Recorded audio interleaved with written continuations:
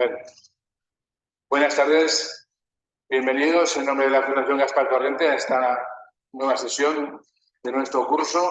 Y hoy vamos a comenzar una serie de 2 sesiones en relación con nuestro patrimonio lingüístico, con nuestras lenguas de Aragón. Y hoy especialmente con el aragonés, para lo que tenemos la suerte de contar con 2 ponentes de lujo. Yo voy a intentar resumir en su presentación lo más posible porque quieren hablar mucho los dos y tenemos que ajustarnos a los tiempos.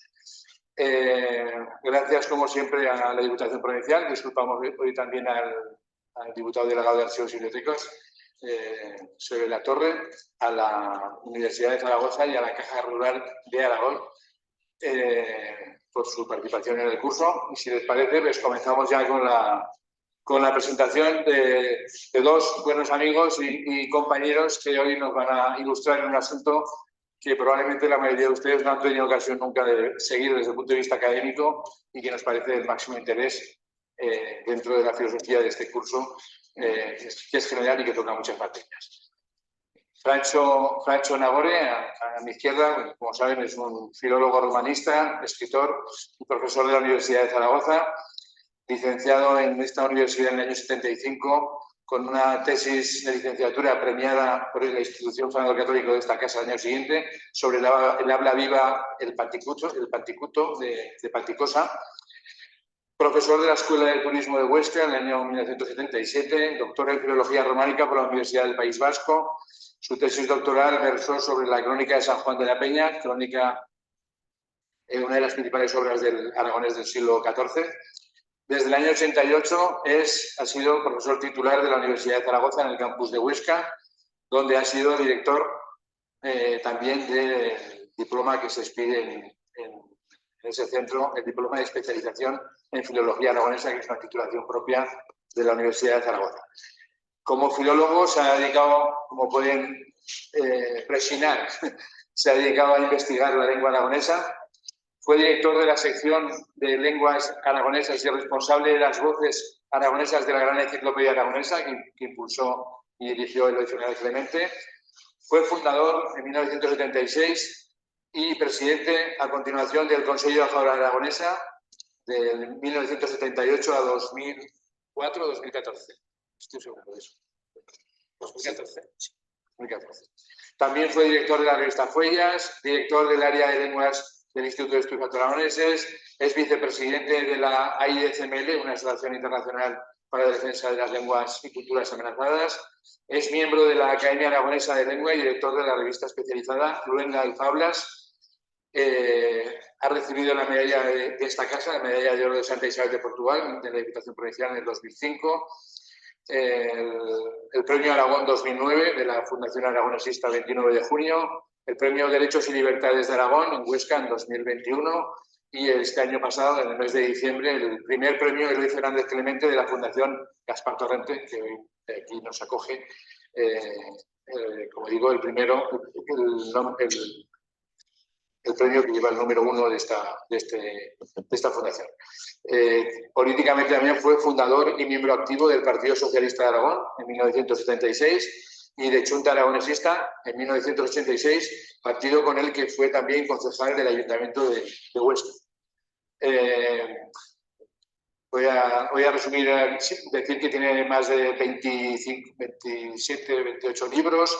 Entre su obra literaria, citar como algunos de sus libros de poemas: Suspiros del aire, el primero, 1971, Cutiano Agüerro, Purnas en la ceniza, o el último, En Abranquín do Lusco, el 2022. Y de la obra científica, pues destacar también 4 o 5 publicaciones, lo pueden ver en cualquier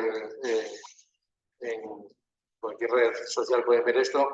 La gramática de la lengua aragonesa, que es la primera gramática que se publicó en el año 77, el aragonés de Panticosa, gramática, la replega de textos en aragonés dialectal del siglo XX, el aragonés hoy, informe de la situación actual de la lengua aragonesa, fuentes lexicográficas del aragonés, bibliografía sobre aragonés y catalán en lenguas minoritarias de Aragón, los territorios lingüísticos en Aragón, el aragonés del siglo XIV, según el texto de la Crónica de San Juan de la Peña, lingüística diatópica del Alto Aragón, o charrar de Achén de Huesca, y o sistema fonológico del aragonés, por decirlo.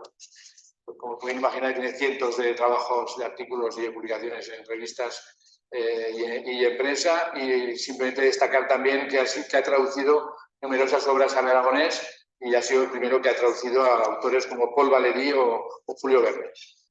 Junto a él, otra compañera que no le va a la zaga en el trabajo y en la lucha por el aragonés, Pilar Benítez Marco, que es también docente, investigadora y escritora tanto en castellano como en aragonés. En sus facetas, en todas ellas, tiene un compromiso con la tierra que la acuñó de niña, el Pirineo, como le gusta a ella decir, y con su patrimonio cultural y lingüístico. Y como docente, pues es profesora de enseñanza secundaria y profesora asociada de la Universidad de Zaragoza, y también del diploma que imparte la Universidad de Zaragoza de especialización en filología aragonesa. En su faceta investigadora se doctoró en filología hispánica con la tesis Contribución al estudio del habla del Valle de Arsó, y sus principales líneas de investigación son la filología aragonesa y los estudios sobre la mujer. Esta autora de numerosísimos artículos, y entre sus monografías les voy a destacar la contribución al estudio de la morisma de Ainsa, en el 88, el Ansotano, estudio del habla del Valle de Arsó, en 2001, María Moliner y las primeras estudiosas del aragonés y del catalán de Aragón, el estudio de filología de Aragón en la Diputación de Zaragoza. Tuvimos el placer precisamente de hacer aquí una exposición con motivo del centenario, que también ella publicó el texto del catálogo, y preparamos una exposición que tuvo un magnífico resultado. Textos en aragonés en total de los siglos XIX y XX, con Óscar Latas, aquí presente también, y al igual que con él también, la pastorada aragonesa, el estudio filológico de las pastoradas en aragonés del siglo XVIII. Y por último, y resumiendo mucho también, pues forma parte del Consejo Asesor de la revista Luenga y Fablas, que hemos dicho que dirigía precisamente Francho, del Comité Editorial de la revista Filandera, revista interdisciplinar de estudios feministas, y de la colección Cosas Nuestras del Instituto de Estudios Altoaragoneses. Y asimismo es miembro del Seminario Interdisciplinar de Estudios de la Mujer de la Universidad de Zaragoza, asesora del Instituto de Estudios Altoaragoneses en el área de Lengua y Literatura y vicepresidenta de la Academia Aragonesa de la Lengua. Bueno, pues con estas dos personas, con este magnífico perfil, vamos a comenzar ya sin más dilación la sesión de hoy. Entiendo un poco de los tiempos, pero tienes tu tiempo. Adelante, Sancho. Muy bien, muchas gracias a Vicente Fuster. Buenas tardes y gracias por su asistencia. Hemos dividido la charla en dos partes. Empezaré yo hablando del aragonés en la Edad Media, desde los orígenes hasta el siglo XVI, y continuará Pilar Benítez hablando del aragonés desde el siglo XVII hasta ahora. Aunque actualmente el aragonés está limitado al Alto Aragón, fue lengua usual entre los siglos XII y XV en todo el territorio de Aragón, exceptuando únicamente la franja oriental, donde la lengua habitual era, igual que ahora, el catalán. Es más, en la Edad Media no solamente fue la lengua predominante en lo oral, en el ámbito oral, sino que también era la lengua escrita, junto con el latín, que era la lengua de cultura de toda Europa. Puesto que no tenemos grabaciones de la lengua oral, para entender lo que fue el aragonés en la Edad Media, nos tenemos que remitir a esa scripta medieval aragonesa, a las producciones escritas que han llegado hasta nosotros. Por lo que se refiere a la Edad Media, podemos distinguir cuatro partes: orígenes y primeros testimonios, en los siglos X a XII, la consolidación del aragonés en el siglo XIII, la época de apogeo en el siglo XIV y finalmente la continuidad del aragonés clásico en la primera mitad del XV y luego ya la castellanización y decadencia del aragonés como lengua escrita en la segunda mitad del XV. Como se sabe, el aragonés tiene su origen en el latín vulgar transmitido por los colonos y por los exlegionarios romanos a las gentes del Alto Aragón, un territorio de sustrato lingüístico prerromano de tipo vascón.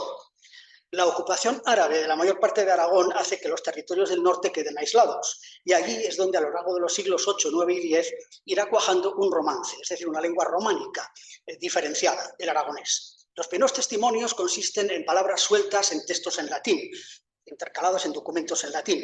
Y llega un momento en que ni siquiera las pocas personas que sabían leer eran capaces de interpretar de forma clara ese latín, un texto en latín. Y así es como varios monjes que hablaban el romance navarro-aragonés naciente hacen una serie de anotaciones marginales en un texto en latín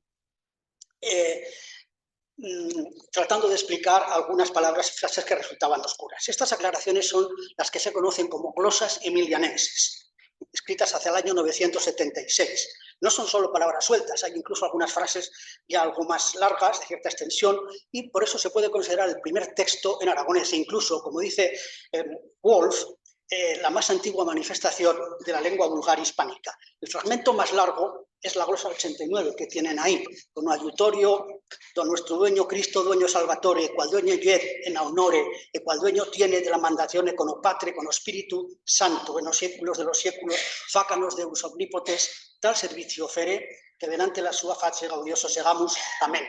Donde podemos ver, entre otras cosas, por ejemplo, los artículos O y A, tal como se siguen utilizando hoy en el Alto Aragón, o yed, es decir, ye en aragonés, en castellano es ayutorio, ayuda, fere, fer, etcétera, ¿no? Como escribe Jürgen Wolf, las glosas no presentan ni un solo rasgo específicamente castellano. Sí que señala algunos que coinciden con el romance antiguo de Rioja y de Navarra, pero, y leo literalmente, todas las características, en cambio, se atestiguan en aragonés antiguo y en gran parte todavía hoy en dialectos del reducto alto aragonés. Si creemos, pues, que un análisis lingüístico tiene sentido, este nos lleva a concluir, en el caso que nos ocupa, que las glosas emilianenses han de considerarse representantes del aragonés antiguo. Se han denominado emilianenses, porque el códice, que hoy está en la Academia de la Historia, procede del monasterio de San Millán, que está en La Rioja. Sin embargo, Wolf sostiene que las glosas romances son aragonesas. Se introdujeron en el manuscrito, posiblemente en Aragón, poco antes del cambio del milenio, y el manuscrito fue trasladado a San Millán no antes del siglo XI. Es reciente, de Ediciones a la Grada, 2020, la edición del libro Origen aragonés de las glosas emilianenses, estudios y edición facsímil, con colaboraciones de varios autores. A lo largo del siglo XI abundan en los documentos en latín formas romances con rasgos arcaicos, pero desaparecen prácticamente en el siglo XII por una tendencia cultista. En Aragón siguió utilizándose el latín exclusivamente en la redacción de documentos notariales o de otra índole a lo largo de todo el siglo XII e incluso principios del XIII. De manera que durante la primera mitad del siglo XIII todavía escasean los textos en aragonés. La consolidación del aragonés en la escritura se puede situar aproximadamente hacia mitad del siglo XIII. Es muy sintomático que el primer documento de documentos lingüísticos del Alto Aragón de Navarro Tomás es de 1258. El primero de documentos municipales de Huesca, que publicó Carlos Laliena, de 1265. Y el primero de cartas de población en los siglos medievales de María Luisa Ledesma data de 1238. Y el segundo ya es de 1245.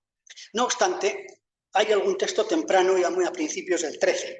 El principal es el Liber Regum, que vemos aquí, crónica histórica escrita entre 1194 y 1211 aproximadamente. Se conserva en la Biblioteca Universitaria de Zaragoza y se considera el primer texto histórico escrito en una lengua románica peninsular. Relata la genealogía de los reyes y las reinas desde Adán hasta el siglo XII, desde el Antiguo Testamento hasta el rey Remiro II. Para Luis Cooper, que realizó su estudio lingüístico, es de especial interés ya que corresponde al periodo más antiguo del aragonés.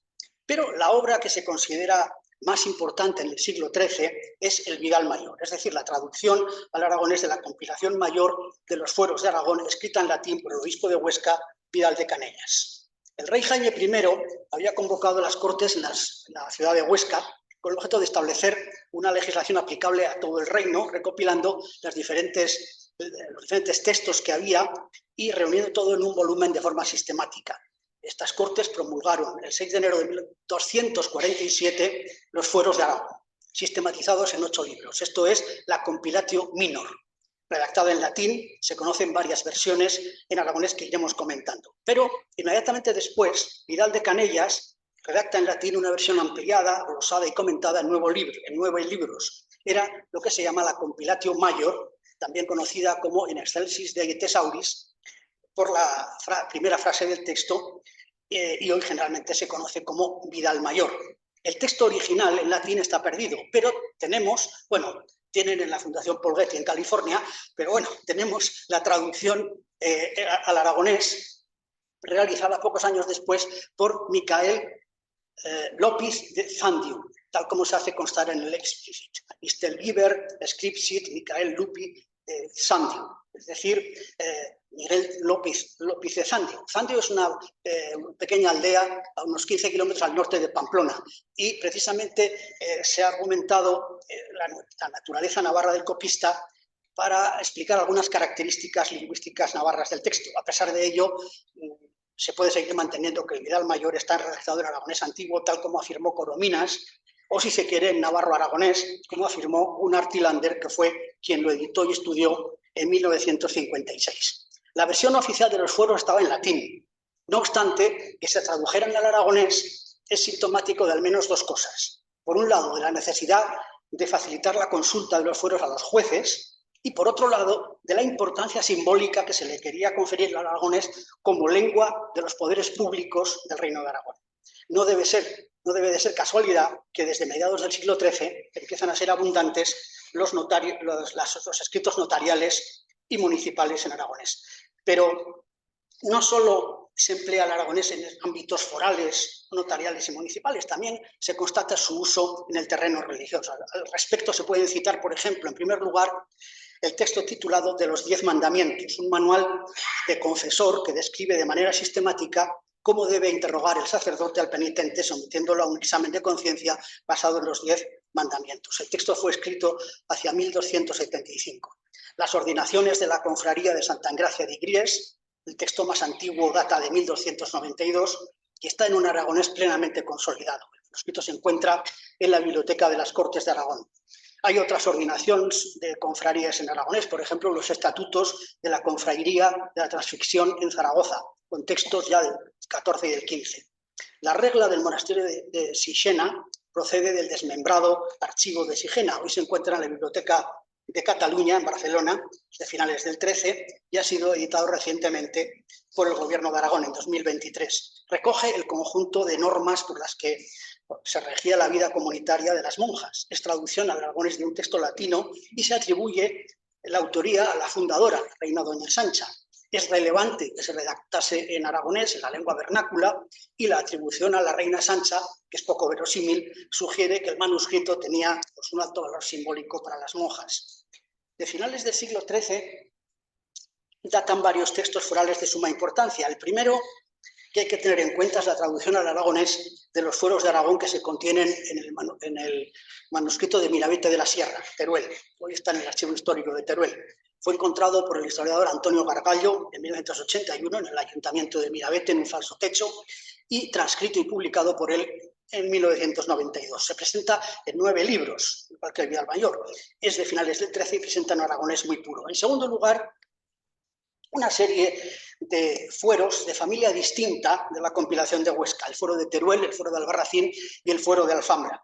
Del fuero de Teruel se conocen 2 códices redactados en aragonés. El de la Sociedad Económica Turolense de Amigos del País es de la segunda mitad del 13 y fue editado por Max Goros, un sueco, lo publicó en Estocolmo en 1950, quien afirma que representa la cumbre de la foralidad específica de la Extremadura aragonesa frente a los fueros de Aragón comunes o generales del reino. Y según la Linde, destaca por su extensión y antigüedad, siendo el más extenso fuero municipal medieval en aragonés. El fuero de Albarracín, bueno, hay un códice con la versión en aragonés de la primera mitad del 14, pero en realidad no es más que una adaptación del fuero de Teruel concedida a Albarracín en la segunda mitad del 13. El fuero de Alfambra, con redacción en aragonés más antigua, de entre 1232 y 1247, se conserva en 3 códices. El más antiguo está en el archivo del Aseo de Zaragoza. El aragonés de estos 3 textos refleja la lengua de las serranías ibéricas.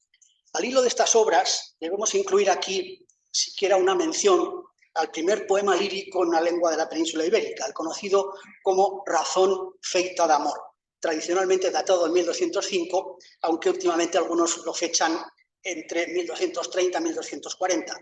Fue editado por Morel Fatio en 1887 y por Menéndez Vidal en 1905. Luego se han hecho numerosas ediciones y estudios. La más reciente es la que hicimos Jesús Bernal y yo, que se publicó en el año recientemente, 2022. El poema consta de 2 partes. un encuentro amoroso entre un escolar y una doncella y un debate entre el agua y el vino, ambos personificados. Su autor seguramente es quien escribió en el Explicit Lupus me fecit de moros, es decir, me hizo Lope de Moros. Moros está en la comunidad de Calatayud.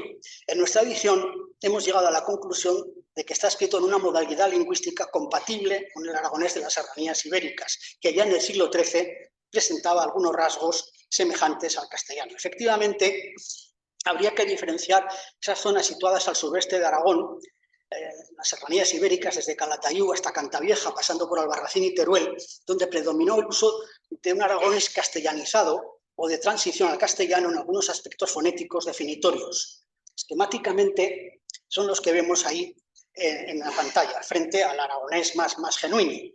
Ese tipo de aragonés de las serranías ibéricas es el que se refleja en documentos procedentes de las comunidades de Calatayud, Daroca, Albarracín y Teruel.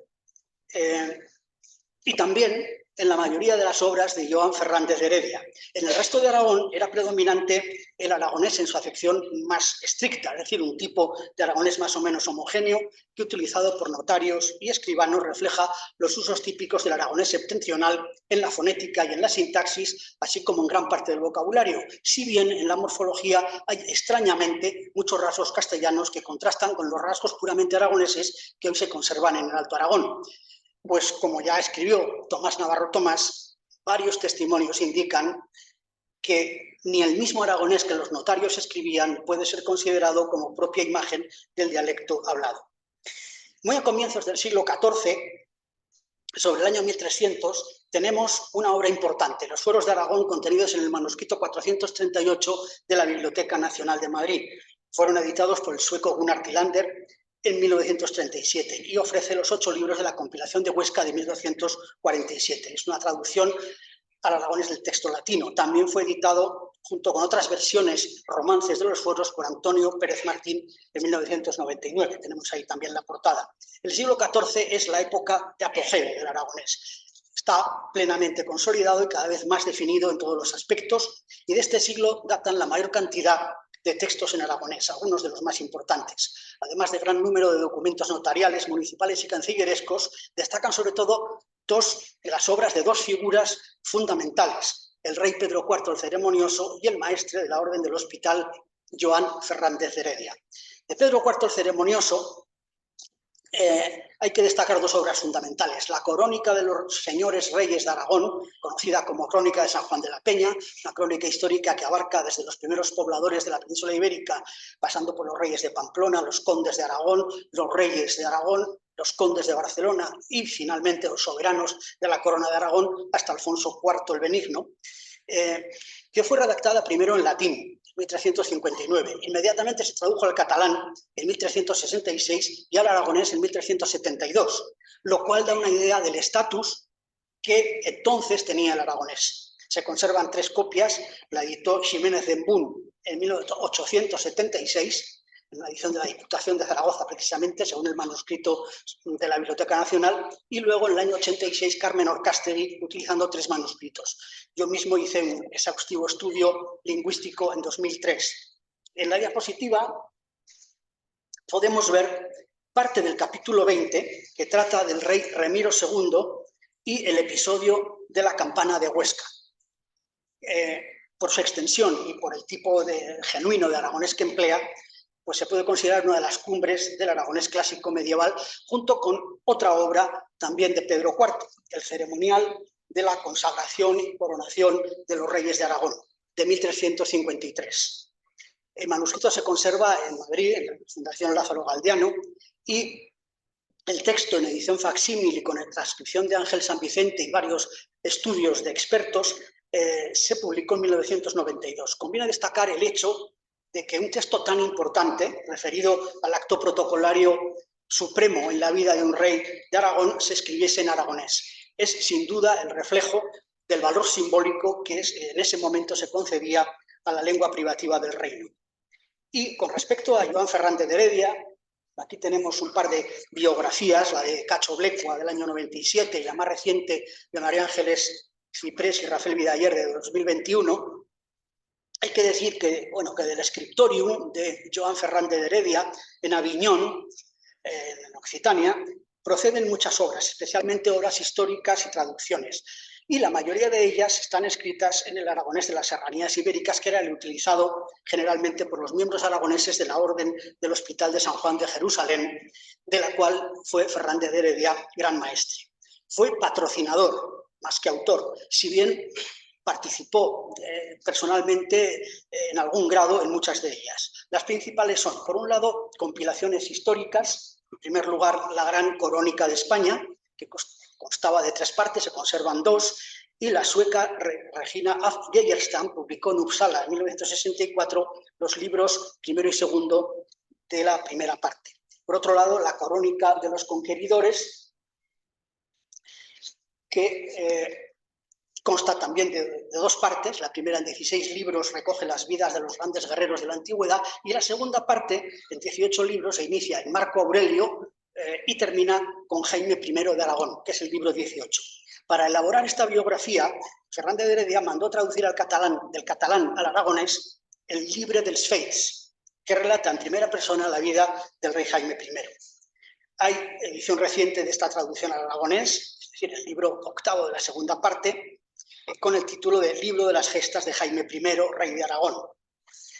Pasando a las traducciones, tenemos en primer lugar Flor de las Historias de Oriente, que está en la Biblioteca del Escorial, la traducción de un original en francés, Flor des Historias de la Terra de Oriente, que fue dictado en 1307 por un príncipe armenio. En segundo lugar, el libro de Marco Polo, uno de los más conocidos, traducido del francés, a partir de un manuscrito que recoge una versión abreviada del libro de los viajes de Marco Polo. Hay varias ediciones de la traducción aragonesa. La primera fue de John Nitti, de Madison, 1980.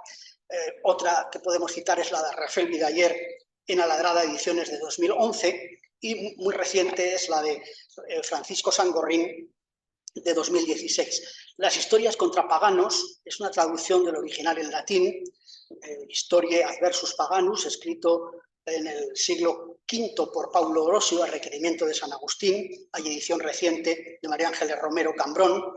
El compendio de historia romana y longobarda, también traducción del latín. Se trata de historia de Roma desde sus inicios hasta el siglo V, escrita por Eutropius y ampliada por Paulus Diaconus. Hay edición reciente de Adelino Álvarez, Vidas Semblantes, de Plutarco, traducción de 39 de las vidas paralelas de Plutarco, original en griego.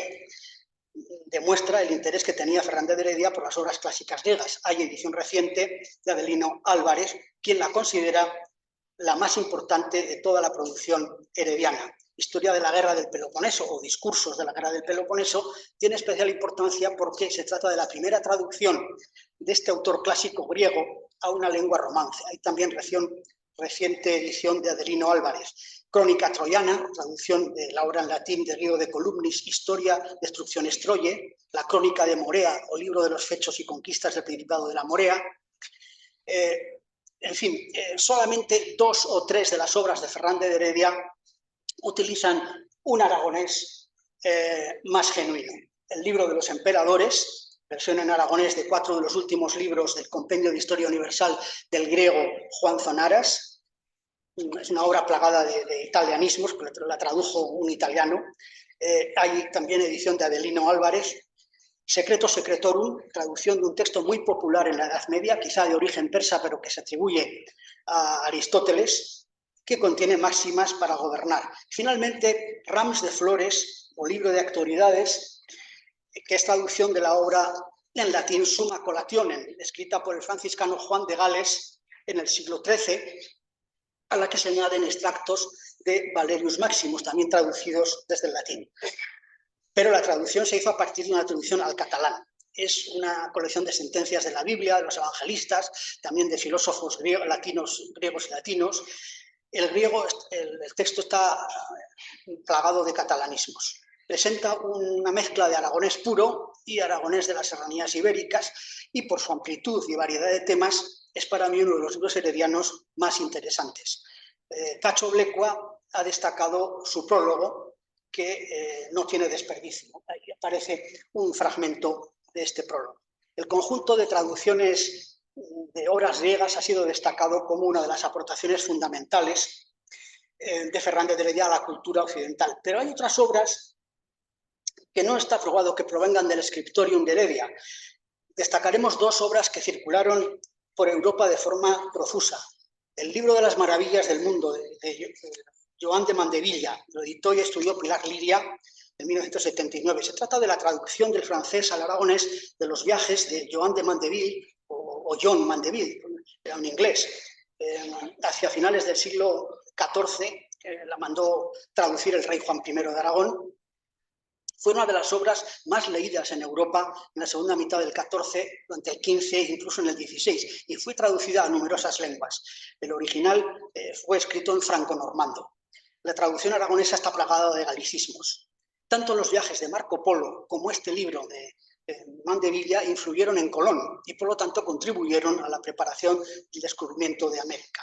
El libro del Trasoro es traducción del original escrito en picardo, una de las variantes de la lengua de hoy, como el francés, en el siglo XIII por el notario florentino Brunetto Latini. Se trata de una especie de enciclopedia universal, un compendio de conocimientos de distintos ámbitos del saber. Pero si estas obras son importantes por la transposición a Aragón de la cultura europea del momento, por los conocimientos que aportan, por el exotismo y por el vocabulario culto que aportaron al aragonés, hay, sin embargo, otros textos de carácter más local, pero que desde un punto de vista lingüístico tienen un interés superior, puesto que se redactaron en un aragonés más genuino. En primer lugar, destacaría numerosas ordenaciones municipales, por ejemplo, las ordenanzas de Huesca de 1349, que editó Ricardo del Arco en 1913 y más recientemente Carlos Laliena en 1988, o las muy extensas ordenaciones y paramientos de la ciudad de Barbastro de 1396, que editó Mariano de Pano en 1905 y estudió Jesús Vázquez Obrador en 2011, o las ordenanzas municipales de Zaragoza de 1391, otorgadas por Juan I. Otras ordenaciones son de carácter más específico, como por ejemplo las ordenaciones de la alcabala de la aljama judía de Huesca de 1389, que editó Motis d'Olaver en 1990. Son de gran interés puesto que muestran cómo los judíos, igual que los moros, utilizaban normalmente el aragonés y al mismo tiempo dejan ver ciertas particularidades en su aragonés, sobre todo en grafías, en fonética y en ciertos vocablos de origen hebreo. La alcabala era un tributo sobre las compraventas. Finalmente, me gustaría destacar la colección de refranes aragoneses del siglo XIV, conocida como Romancea Proverbiarum. El manuscrito de mediados del XIV se encuentra en la biblioteca de la Academia de la Historia. Se supone que son fragmentos de un cuaderno de un escolar, un estudiante, y su importancia radica en que posiblemente es la primera colección de refranes conocida en una lengua románica de la península ibérica, y en que reflejan la lengua oral y popular de la época. Fueron editados por Rius en 1926 y recientemente en Alabrada Ediciones, en 2023, por Alejandro Pardos y José Antón Santamaría. De su interés pueden dar fe algunas de las muestras que vemos ahí en la pantalla. Durante la primera mitad del siglo XV, el aragonés clásico, es decir, la scripta medieval ya consolidada como un modelo culto bastante homogéneo, continúa utilizándose en documentos notariales o municipales. De esta época tenemos textos de gran interés, pero yo destacaría, por un lado, la letra intimada, de 1435, del Justicia de Aragón, Joan Ximénez Cerdán, como ejemplo de un aragonés genuino, utilizado por una persona culta y que había tenido un cargo relevante. Recientemente, en 2021, se publicó el original, es decir, la carta autógrafa del Justicia de Aragón, por Guillermo Tomás, Carlos Laliena y Sandra de la Torre. Por otro lado, el libro de los muros de Huesca, entre 1444 y 1465, como ejemplo de un aragonés popular muy cercano al hablado. Es una especie de diario con relación de gastos por materiales, albañiles, pagos a peones, etcétera, escrito por los maestros de obras. Y, bueno, pues es de gran interés porque muestra cómo a mitad del siglo XV continúa plenamente vigente el uso de un aragonés genuino y apenas contaminado por el castellano. Se encuentra en el Ayuntamiento de Huesca y fue editado por Teresa Iranzo. Un carácter semejante tiene el libro de fábrica del Puente de Piedra de Zaragoza, manuscrito de 1401, que se conserva en el Archivo Municipal de Zaragoza. En el ámbito del derecho privativo de Aragón, Es fundamental el manuscrito 207 de la Biblioteca Universitaria de Zaragoza, de principios del 15, que recoge, por un lado, los fueros de Aragón hasta 1265 y, por otro lado, los fueros de Aragón de 1265 a 1381. Su importancia radica en que recoge no solamente los fueros de la compilación de Huesca, sino además la única versión conocida de otros posteriores, los libros 9, 10 y 11 hasta 1381, constituyendo, por tanto, la versión en aragonés más amplia de los fueros de Aragón y, desde el punto de vista lingüístico, porque manifiesta un aragonés muy genuino y plenamente consolidado. También el aragonés se manifiesta en la literatura aljamiada, es decir, escrita en romance, pero con caracteres árabes. La obra más importante en este sentido es el poema de Yusuf.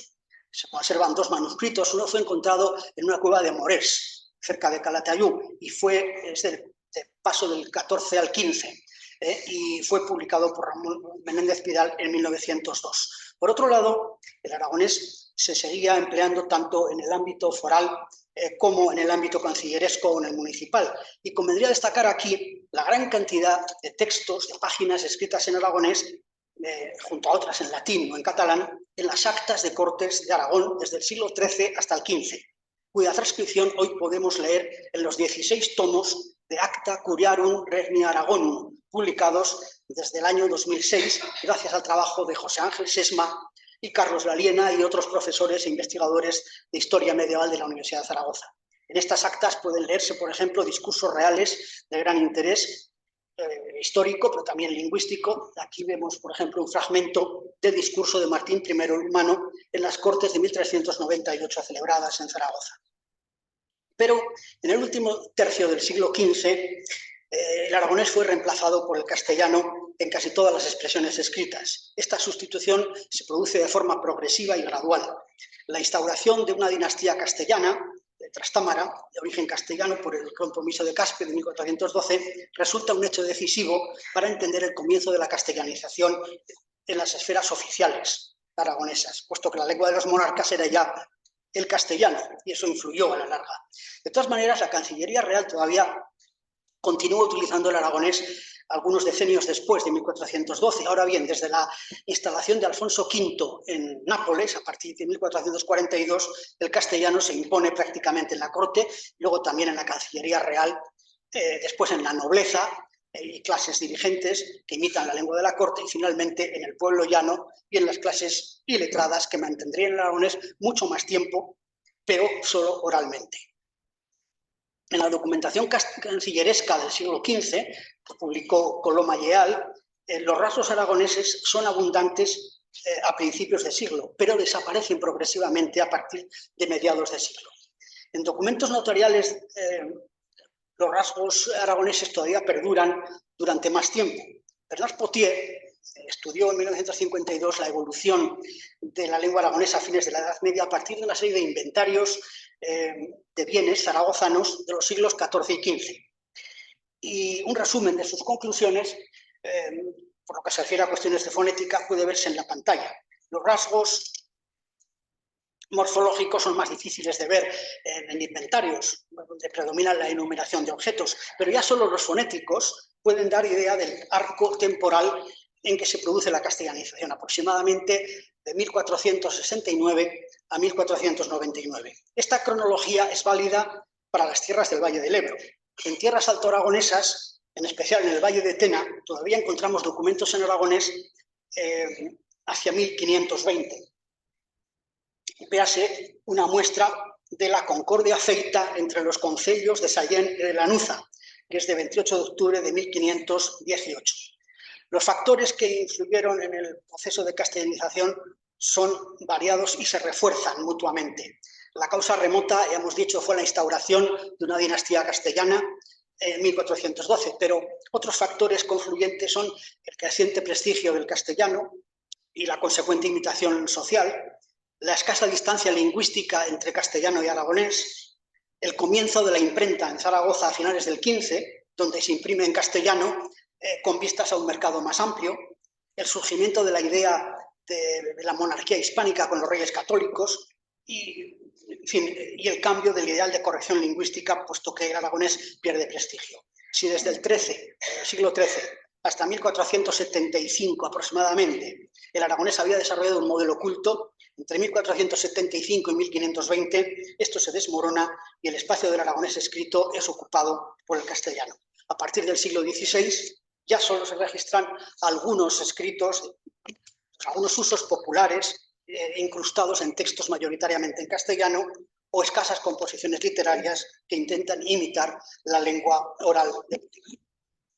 Y con esto paso ya la palabra a María Pilar Benítez. Muchas gracias.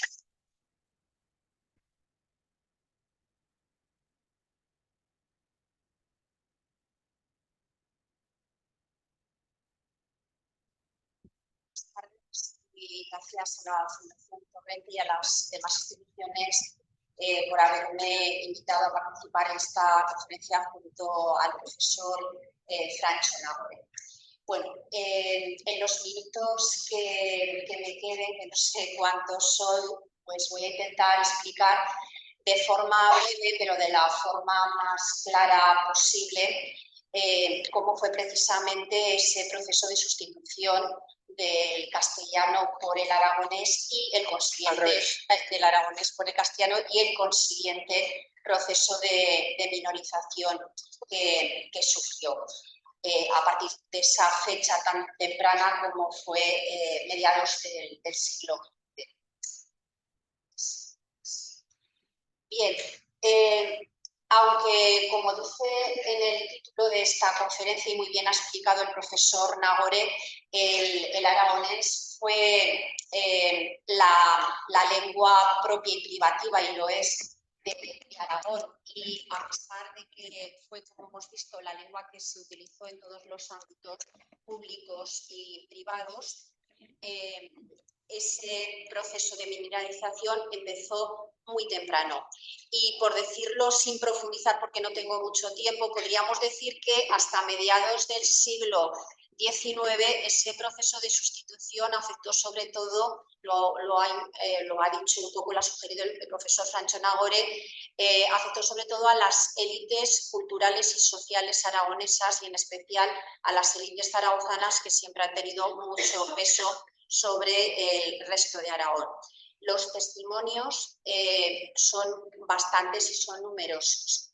Ya en esa temprana fecha de finales del siglo XV, un escritor como Micer Gonzalo García de Santa María justificaba en el prólogo de su obra La vida de los santos padres religiosos el empleo del castellano y no del aragonés para hacer una traducción del latín, porque pensaba que la mejor lengua era la de la corte.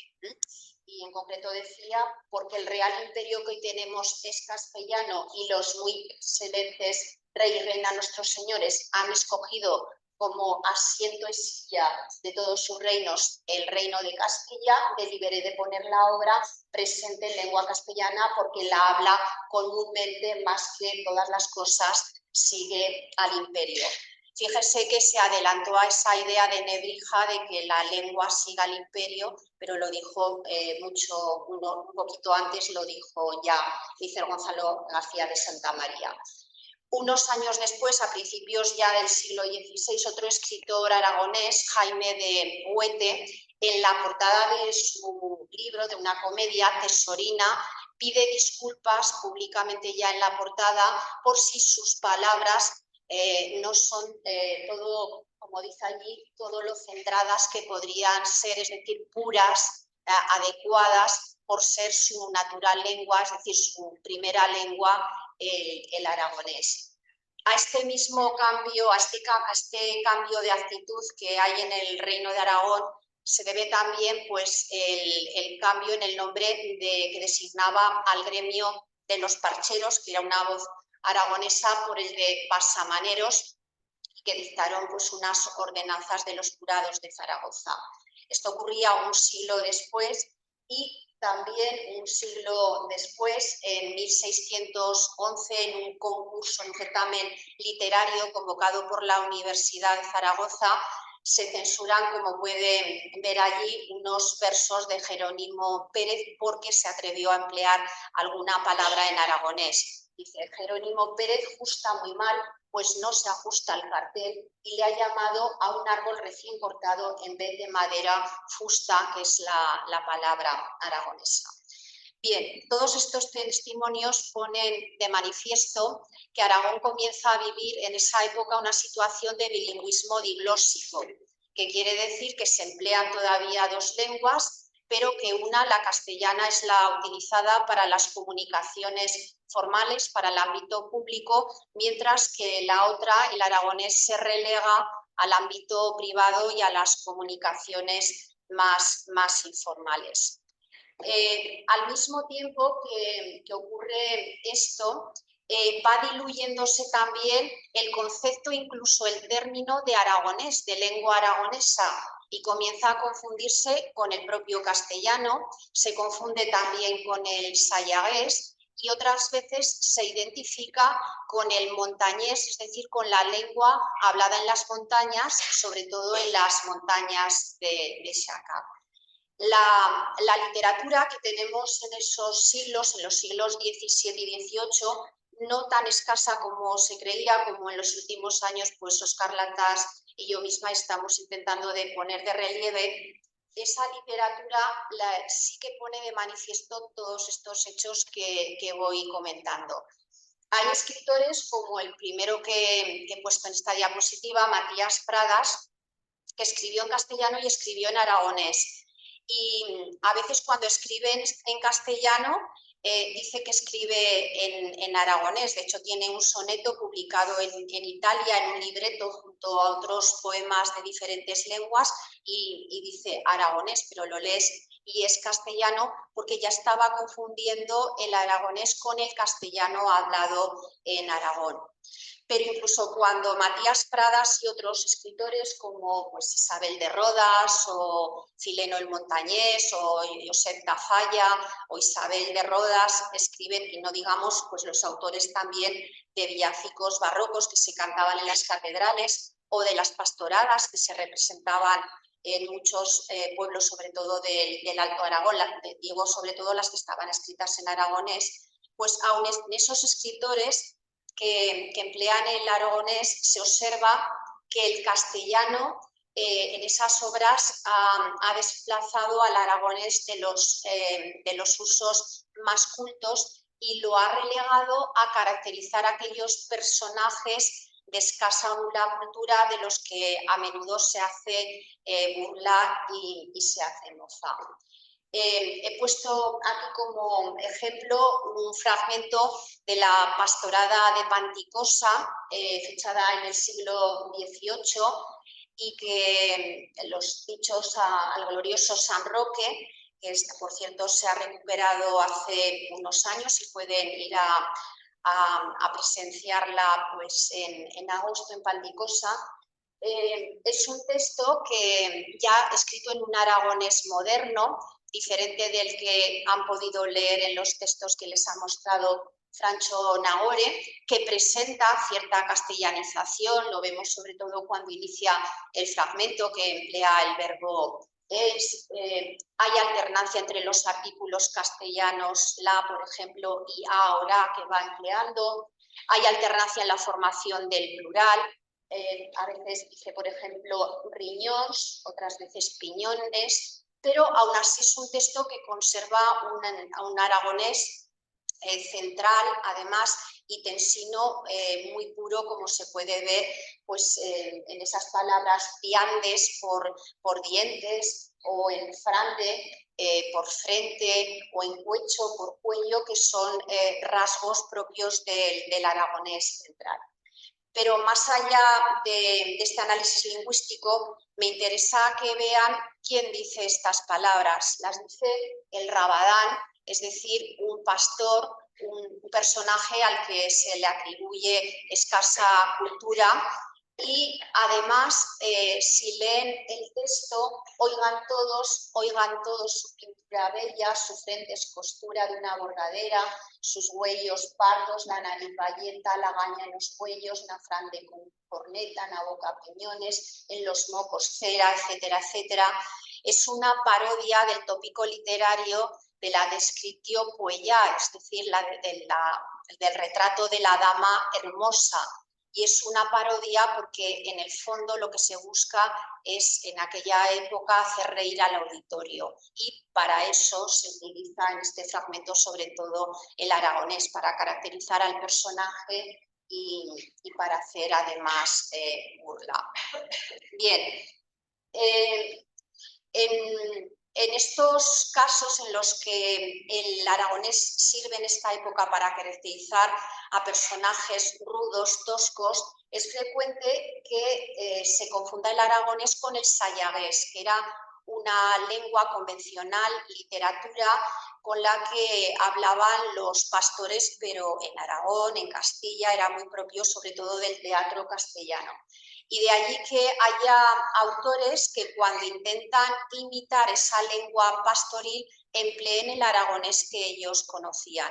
Es el caso, por ejemplo, de Ana Barca de Bolea, que dentro de su obra Virgilia y Octavario tiene un romance a la procesión del Corpus aquí en Zaragoza, y ella misma dice que está en sayagués, pero no es el sayagués que empleaban los autores castellanos, sino que es el aragonés del somontano, que ella mejor conocía. O del mismo modo el llamado papel de sayagués, que está dentro de una obra titulada Juegos de lenguas del padre Simón Plaza, ocurre lo mismo, aunque lo llaman sayagués, al analizar el texto se ve que es el aragonés, en concreto pues más se refiere al de la zona de Jaca. Esta identificación de sayagués por aragonés en estos siglos es evidente, por ejemplo, en este texto que les he puesto, donde relatan cómo se celebraba la fiesta de Santa Eurosia en Jaca, cómo se sigue celebrando, y dice: y no menos los montañeses con sus alegres y ridículas despedidas, que es grande gusto oírlos entre ellos mismos por las calles y caminos, andando alegres la gracia con que en sus sayagués cuentan y refieren estos sucesos. Se ve allí la confusión entre sayagués y aragonés. La mención a los montañeses, como les he dicho antes, en este texto no es casual, porque desde el siglo XV, no en Aragón, sino en toda España, al territorio del Pirineo se le solía designar con el nombre de montañas de Chaca, y de hecho es un sintagma que se emplea en el Quijote de Cervantes, se emplea en los hermanos Argensola, es decir, que literariamente fue muy usado. Y naturalmente a los habitantes de ese territorio se les conocía con el nombre de montañeses, y a la lengua que hablaban montañés. Y de hecho hay muchos textos escritos en aragonés en estos siglos XVII y XVIII que aluden a esta denominación de montañeses. He puesto aquí algunos. El primero es un pasquín anónimo, diálogo entre dos hidalgos montañeses que estaban delante del retrato de Felipe III, rey de España. Muchos villancicos barrocos emplean este nombre de montañés. Escuchen al montañés, y siempre que aparece un montañés habla en aragonés. Un bachiller de la olla, un montañés hace guerra, oigan de un montañesito. O otro villancico de José Tafalla, que se titula Una montañesa ciega. Ahí la identificación, siempre me gusta que vean textos donde la identificación es plena. Por ejemplo, en este texto de Ernesto Fryer, que se refería a los dialectos, que en la época dialecto equivalía a lengua, que se empleaban en la península, y dice: no solo el dialecto asturiano es muy semejante al portugués y al gallego, pero también el que se profiere en las montañas de Chaca en el Reino de Aragón. Se ve plenamente esa identificación del aragonés ya, que se identifica solo con lo que se habla en las montañas, que era donde permaneció. Bien, esta situación de sustitución del aragonés por el castellano, de minorización, de bilingüismo diglósico que acabo de decir, se intensificó pues, a principios del siglo XVIII con el decreto de nueva planta de 1707, que, como saben, pues, supuso la abolición de los fueros de Aragón. En ese contexto se crean instituciones y se crean academias estatales que son privilegiadas por el rey Felipe y por su hijo, con el objeto de homogeneizar toda la cultura. De hecho, se ha hablado también de decretos de nueva cultura.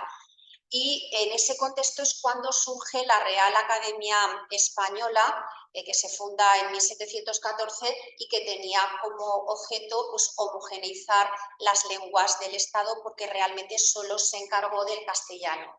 De hecho, solo se planteó la diversidad lingüística que había en la península cuando este zaragozano, Josep Sieso de Bolea, le planteó a la Academia incluir voces del Reino de Aragón en el diccionario de autoridades que había empezado a elaborar la Real Academia, algo que fue muy debatido en el seno de la Academia Española, pero que finalmente se aceptó. Aquí está el certificado que unos años después pidió Josep Sieso de Bolea, como que había hecho esa recopilación de voces para ser incluidas en el primer tomo del diccionario de autoridades. Es decir, en una época en la que Aragón prácticamente había perdido su lengua, había perdido sus fueros, intelectuales como Sieso de Bolea, que además querían congraciarse con la nueva dinastía, a lo único que aspiran es que a que voces aragonesas fueran tenidas en el diccionario de la Real Academia Española. He empezado diciendo que hasta el siglo XIX, mediados del siglo XIX, esa sustitución lingüística afectó sobre todo a las clases altas, a las élites intelectuales, sociales, económicas de Aragón. Pero a partir de la segunda mitad del siglo XIX, ese proceso se extiende al resto de los estamentos sociales, podríamos decir, porque es la época en la que se afianza el poder del Estado y también por la influencia que tuvo una entidad paraestatal como fue la Iglesia, y me refiero sobre todo a la extensión de la educación pública más o menos obligatoria a toda la población. Eso que fue un gran logro social al imponerse un sistema educativo monolingüe, pues supuso que ese proceso de sustitución del aragonés por el castellano afectara ya a toda la población. Son también numerosos los testimonios que hay de este proceso. Por ejemplo, en el seminario de Huesca, el Colegio de Santa Cruz en aquella época, pues el obispo prohíbe que se hable otra lengua que no sea la castellana bajo penitencia pues de grandes castigos si alguien osara hablar pues, en la lengua que ellos conocían. He puesto otras palabras de un sacerdote, precisamente de Juan Francisco Arnárez, que fue un sacerdote ansotano y que nació a principios del siglo XX, y ya cuando era mayor lo expresaba muy claramente dónde se hablaba castellano y dónde se hablaba aragonés y cómo fue ese proceso de sustitución. En ansotano él decía alora, que significa entonces, quiera corrientes cuitaran sotano, se refiere cuando él era niño. Agora lle más raro. Entonces, os mocés de entonces, solo íbamos a hablar en señorito, entiéndase en castellano, señorito, a os curas en a trona y a os maestros en la escuela. Pero en cuanto salíbamos de la escuela y de la doctrina que explicaba señor rector, tornábamos a hablar en ansotano. O sea, se ve cómo todavía en los pueblos y en esas capas sociales se conservaba el aragonés, pero a través de la escuela, de la Iglesia, ese proceso de castellanización había comenzado ya. Pese a eso, el siglo XIX también tuvo una parte muy positiva en general para todas las lenguas que se habían venido minorizando en el Estado español y para el aragonés, porque todos esos movimientos decimonónicos, románticos, de recuperación de las lenguas y de las culturas propias, hicieron que en Aragón, por ejemplo, floreciera una importante lexicografía aragonesa, que comenzaran a realizarse a finales del siglo XIX los primeros estudios en torno al aragonés y que surgiera también un importante cultivo literario ya en las diferentes variedades dialectales del aragonés.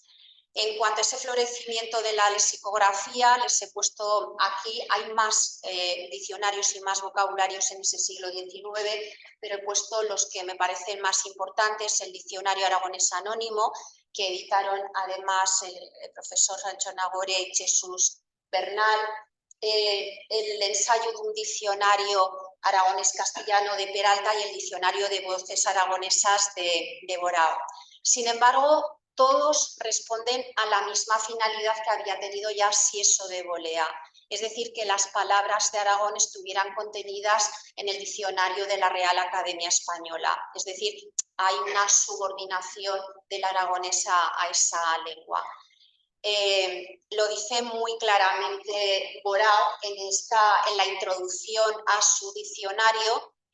Pensaban que era la única manera de conservar los restos que quedaban del aragonés. Leo tan solo, dice, bueno fuera que la lengua conquistadora utilizara en beneficio común esos restos lingüísticos que de otro modo han de perderse. Y ya al final dice, y a cambio de tantas glorias abdicadas en favor de la unidad ibérica, conservaría Aragón la de haber mejorado con su hermoso dialecto el habla rica de Cervantes. Tenemos esa subordinación, ya lo dan por perdido y dicen al menos que se conserven unas palabras en ese diccionario.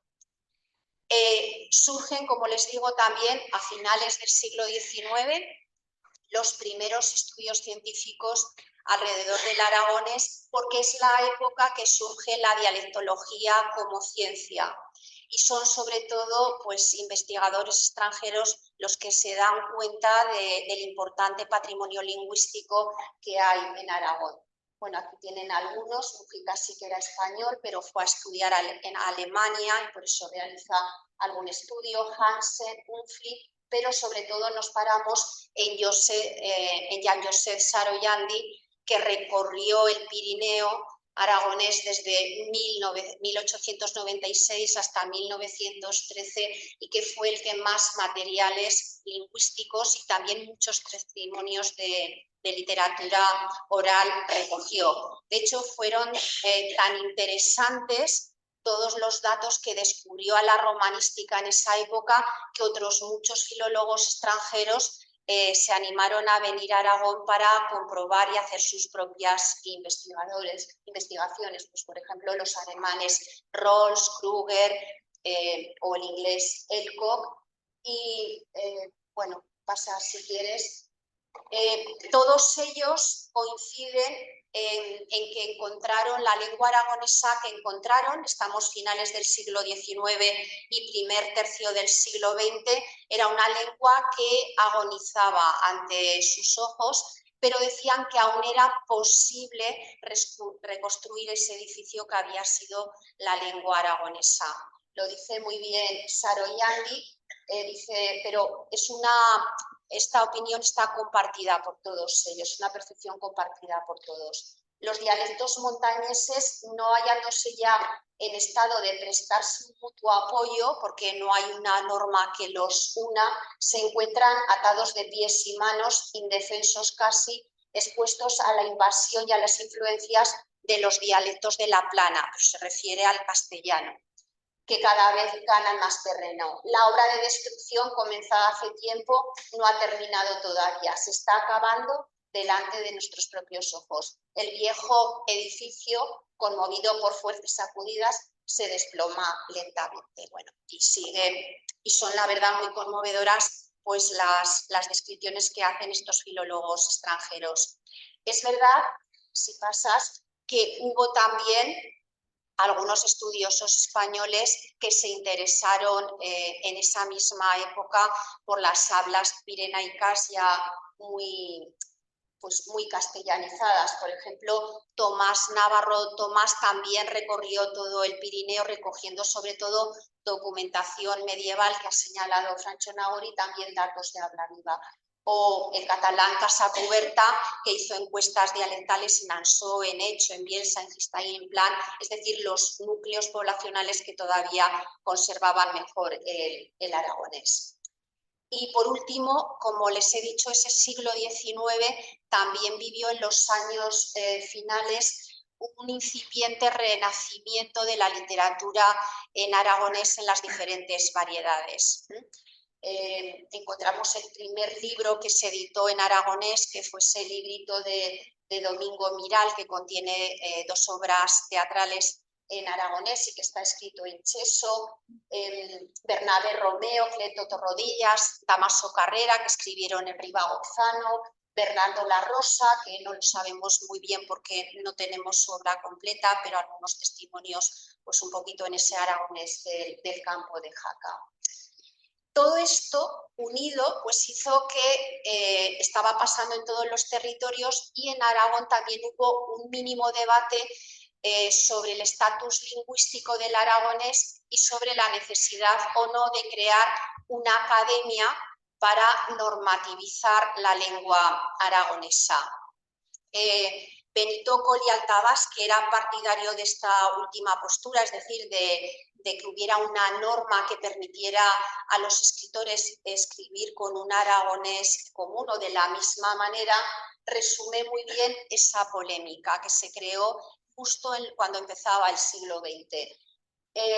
Dice, sin duda hasta la fecha presente, en Aragón estamos al principio de ese movimiento literario, este renacimiento que les he comentado, iniciado por algunos escritores, pero sin que hasta la fecha presente se hayan ajustado en sus trabajos a una norma que los regule, faltando así la unidad necesaria que deben de tener todos los escritos. Y entonces añade que esta deficiencia se dejó apuntada y debió pensar cuando algunos escritores regionales en los últimos meses del año anterior, estamos en 1901-1902, apuntaron la idea de la creación de una academia aragonesa que tuviera a su cargo el estudio detenido del habla de nuestra región. Este pensamiento laudabilísimo fue impugnado por otros ante las dificultades, al parecer insuperables, que ofrece la variedad dialectal, y no faltaron el último término quienes, negando importancia a esta clase de estudios, tomaron la cosa a broma y acabaron ridiculizándola. Finalmente no se creó una academia de la lengua aragonesa, como lo hicieron en otros territorios, pero sí que se creó en esta casa en la que estamos, en la Diputación de Zaragoza, el estudio de Filología de Aragón, que funcionó entre 1915 y 1913, lo subvencionaba, 1931, lo subvencionaba la Diputación, pero el Ayuntamiento también contribuyó. Su director fue Juan Moneva y Puyol, y una jovencísima María Moliner, desconocida entonces, fue su secretaria redactora.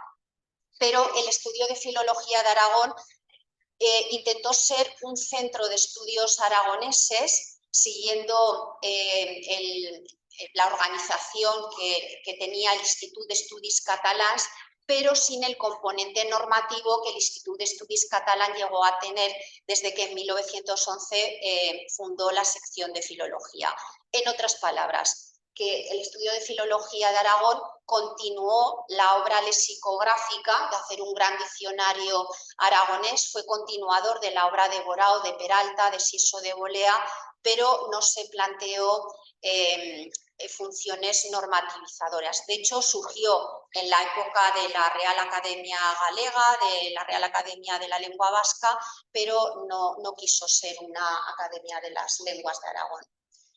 Bien, como pueden imaginar, pues la guerra civil, lo que supusieron los medios de comunicación de masas, la fuerte migración que hubo desde Aragón a otros territorios, la despoblación que sufrió Aragón, lo único que hicieron fue intensificar todavía más ese proceso de sustitución del aragonés por el castellano y ese proceso de minorización.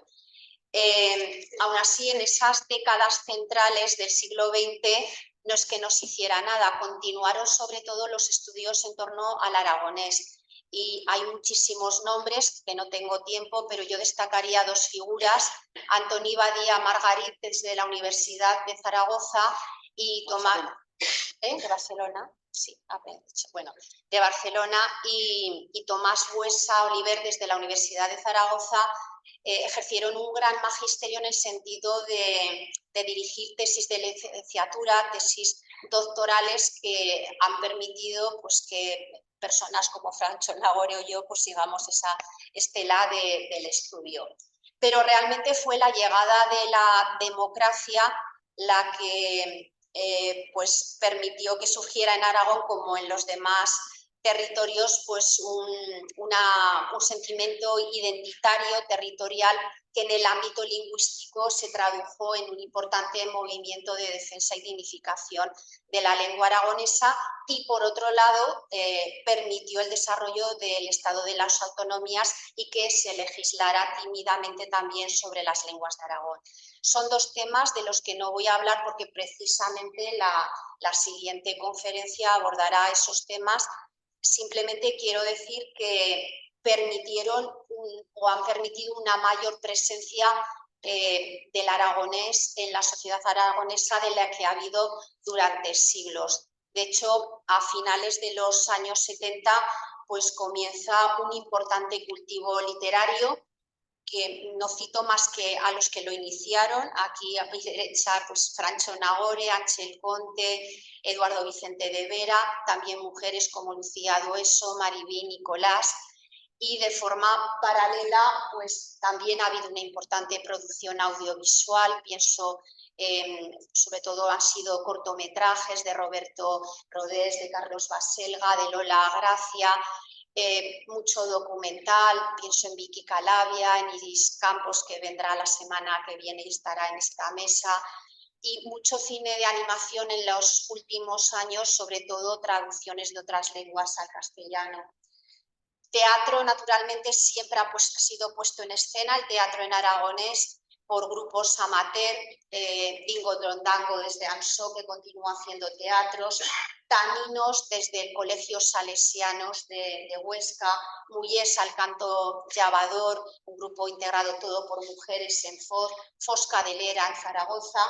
Música, todos los aquí presentes han escuchado música en aragonés y son numerosos los grupos o intérpretes que tienen parte del repertorio, todo el repertorio en aragonés, como les he puesto allí. Publicaciones periódicas, ya hay antecedentes en la prensa escrita del siglo XIX, ya había colaboraciones históricas en aragonés, pero desde 1978 se edita Fuellas íntegramente en aragonés. Orache se editó en esos años que pongo en la diapositiva y desde 2022 ha vuelto a editarse. Espiello fue otra revista que ya no se edita. Y bueno, en los medios de comunicación ha sido pues más bien escasa la presencia, pero programas como Charri Charrán o Escampar a Boira pues han tenido una audiencia importante para ser una lengua minoritaria. En la radio pues continúan haciéndose algunos programas, pues por ejemplo Charramos en Onda Cero de Huesca y Sabiñánigo, Tierra de Barrenaos, en Radio Topo, etc.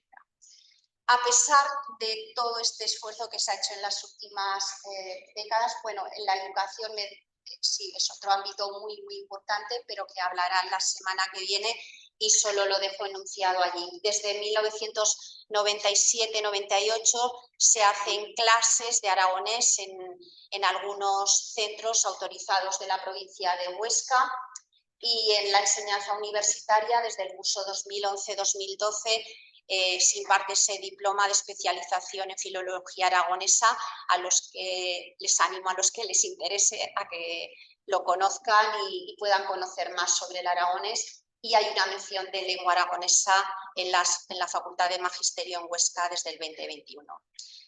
Bien, termino diciendo que pese a todo este esfuerzo, el aragonés es una lengua minoritaria en peligro de extinción, como ha dictado la UNESCO, por varias razones. Primero, por el escaso número de hablantes. Allí tienen, según el último censo, que fue un censo de población y vivienda que se hizo, y había datos lingüísticos, solo lo conoce un 4,2% de la población aragonesa, pero no se sabe muy bien en qué consiste ese conocimiento, porque si profundizamos lo entiende solo un 3%, lo leen un 2,3% de la población, lo habla un 1,9% y lo escriben un 1,3% de la población. Si a este escaso número de habitantes unimos que la transmisión generacional de padres a hijos prácticamente está rota, que el apoyo institucional es muy tímido y que se emplea sobre todo, como hemos venido diciendo, en ámbitos privados y no de una forma oficial, por esas razones son por los que la UNESCO ha dictado, como en la última diapositiva, este es el mapa de la UNESCO y ven allí un puntito amarillo, el amarillo que significa que el aragonés dentro de este mundo globalizado está en peligro de extinción. Aún así, como ven, pues algunos continuamos defendiéndolo, en mi caso porque, bueno, pues fue un poquito la voz que me hizo y cuando lo digo siempre me emociono y, bueno, lo que deseamos es que nuestra lucha, pues, sea su lucha, porque como decía Toni Morrison cuando aceptó el Premio Nobel de Literatura, no hablando del aragonés, naturalmente, pero decía ella que la moraleja de la Torre de Babel a menudo ha sido que se hubiera construido y se hubiera avanzado más en la construcción con una sola lengua monolítica y así se hubiera alcanzado el cielo antes, pero añadió que alcanzar de esa manera el paraíso pues hubiera sido algo prematuro si no éramos capaces de entender pues otras lenguas, otros relatos y otros puntos de vista. Así que muchas gracias.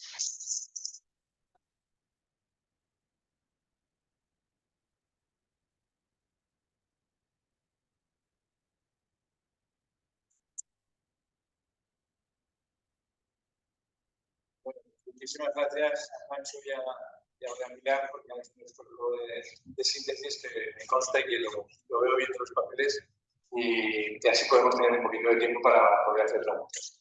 Mientras piensan las preguntas y Miguel recibe las posibles preguntas online, aprovecho para agradecer al Consejo de Azul Aragonesa que nos ha hecho entrega de esos libros que han recogido, que han podido recoger hoy en la entrada y del otro libro que recogerán en la próxima semana en el curso, que aprovecho para decir que será el jueves, ya lo actualizaremos en la web, será el jueves y será en la sede de la Fundación, en la calle Predicadores, Super 28, enfrente de la parada de tranvía Murallas El Pilar, de fácil acceso, y será también a las 7:30, igual que este. Comenzamos pues, abrimos turno de preguntas. Venga. Adelante.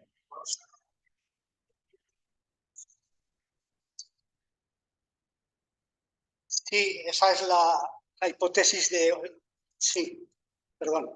Esa es la hipótesis de Jürgen Wolf, uno de los mayores estudiosos de las rosas semilanenses. Es decir, su idea es que se incluyeron en un manuscrito en latín esos comentarios en Aragón y que luego ese manuscrito fue llevado al monasterio de San Millán en La Rioja.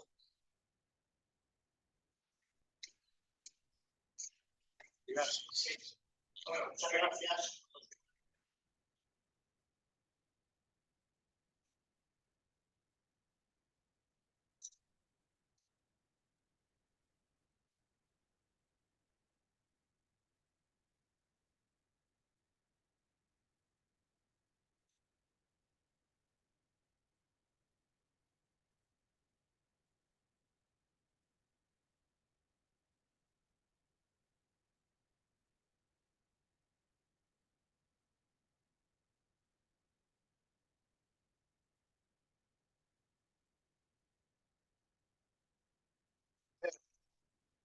Actualmente se conserva únicamente el catalán, no el aragonés, en Alger, en Cerdeña.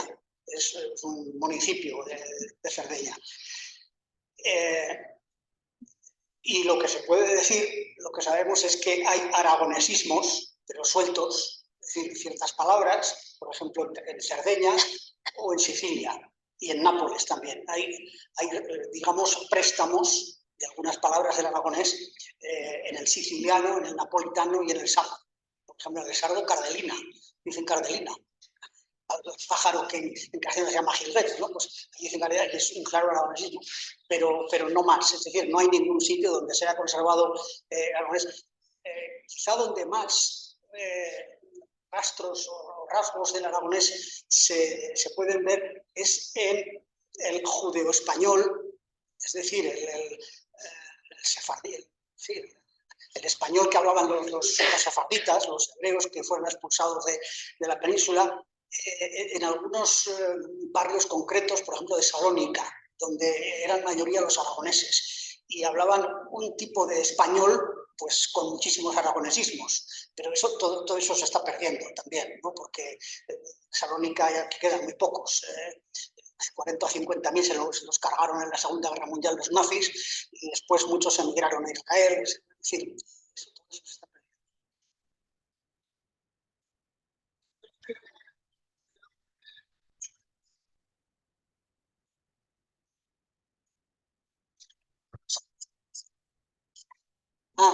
Sí, a ver, tiene que ver relativamente, sí, claro. El Panocho de Murcia es una variedad lingüística con muchísimos aragonesismos, claro.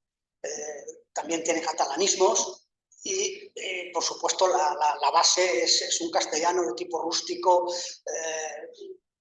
con algunos rasgos ya de transición al andaluz, pero sí hay muchos aragonesismos, entre otros, por ejemplo, pues dicen boira, por ejemplo, lo mismo que decimos aquí, a la niebla, ¿no?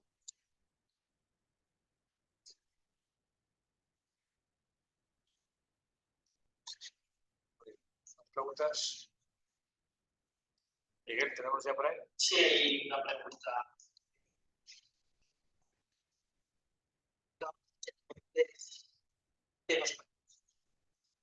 ¿Podríamos asegurar que durante los 40 años de la dictadura franquista la vida y uso del aragonés retrocedió tanto más que los 4 siglos anteriores?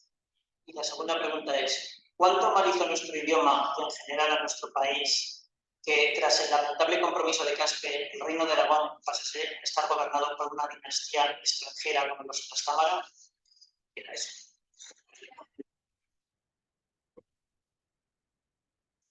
Bueno, cuando llegan los primeros investigadores, que es finales del siglo XIX, primer tercio del siglo XX, es decir, antes de la Guerra Civil, ya encontraron esa lengua que agonizaba y la describían. Es decir, lo único que se intensifica cada vez más, pero ya entonces estaba muy mal, lo hemos visto.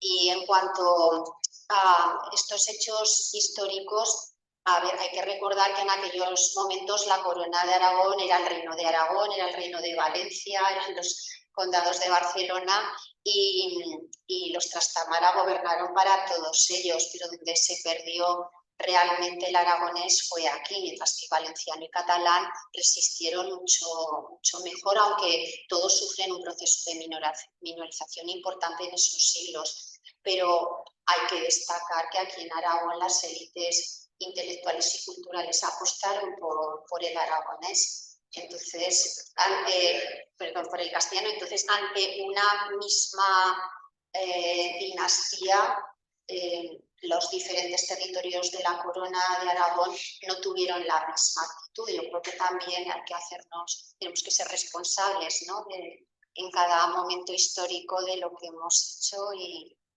ya está, hay que ser responsables. Esa es la herencia que tenemos.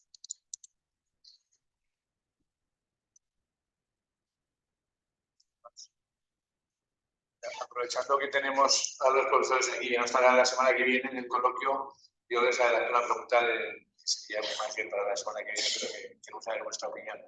Pero, viendo la situación actual del aragonés, el estado de conservación, los problemas ahora institucionales de falta de apoyo, especialmente ahora con este nuevo gobierno, ¿qué pensáis que se puede, se debe hacer? ¿Cómo lo visto estás? Tú eres el mayor, tienes más. Bueno, vamos a ver, no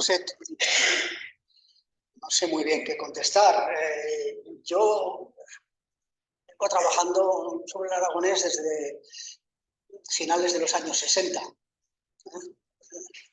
1968 o por ahí. En el año 71 publiqué ya un libro en aragonés y últimamente he publicado también algunos libros de literatura, de poesía en aragonés, y últimamente casi todos los que publico, por ejemplo, aquí veo Lingüística diatópica del Alto Aragón, aunque sean libros digamos, de ensayo, de estudio, pues están en aragonés. Con lo cual, quiero demostrar que el aragonés se puede seguir utilizando y además, no solamente en la creación literaria, sino en ámbitos académicos, etcétera, como lengua de la ciencia, lengua del ensayo, de los estudios, etcétera.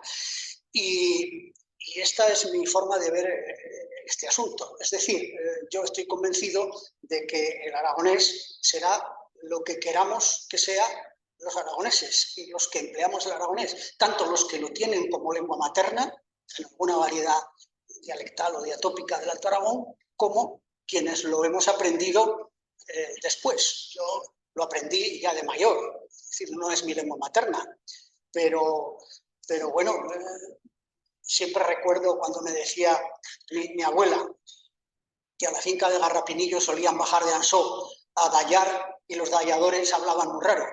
Entonces, bueno, ese tipo de cosas que se te van quedando y que finalmente, pues, por algún lado salen, ¿no? Es decir, y con independencia de lo que digan los poderes públicos, con independencia de lo que diga el Boletín Oficial del Estado o el Boletín Oficial de Aragón, el aragonés será lo que nosotros queramos que sea, los que utilizamos el aragonés. Y esa es la cuestión. O sea, yo no diría más.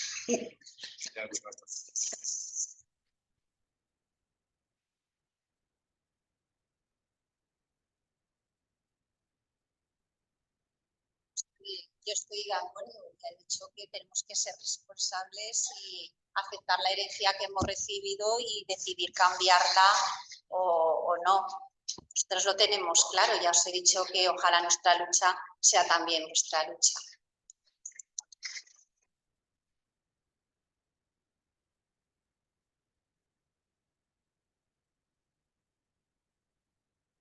Pues nada, yo quiero agradecerles en nombre de la Fundación su presencia aquí en esta charla interesantísimo por ellos y sobre todo su esfuerzo y su trabajo, porque, como decía Francho, en su caso, en su lengua materna, nosotros la tenemos como lengua materna y hemos trabajado lo que han hecho otros en la anterior aprender de mayores, y decirles que desde la Fundación, en la medida de nuestras posibilidades, igual que de todas las entidades que están trabajando con el aragonés, cualquiera que tenga interés, cualquiera que quiera más información y demás, estamos a su disposición para ponerles en contacto, para facilitar cualquier trabajo, investigación que quieran ver, conocer, etcétera, etcétera.